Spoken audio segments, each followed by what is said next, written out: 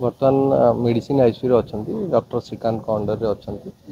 तो स्वास्थ्यावस्था भल ना तो मल्टी ऑर्गन इन्वॉल्वमेंट अच्छी निमोनिया अच्छी सेप्टिसेमिया अच्छी वेंटिलेटर अच्छा आप देखते माउसी कांदुले समस्ते स्ट्रेस अच्छा 72 आवर्स हमको ऑब्जर्व करिया पड़ियो किसी इंप्रूवमेंट देखिया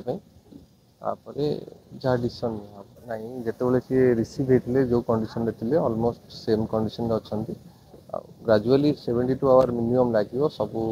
पैरामीटर्स को चेक करने लंग्स भी इन्वॉल्व अच्छी kidney involve liver involve septicaemia अच्छी वेंटिलेटर से अच्छा इनिशियली आमर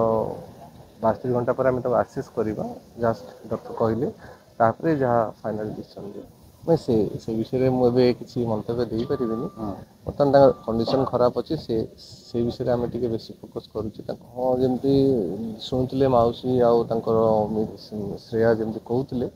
जदि एठी किसी इम्प्रूव न हो ताहले जदि से फैमिली चाहिए कि गवर्नमेंट किसी हेल्प मिल एयर एम्बुलेंस ने प्लान करुँच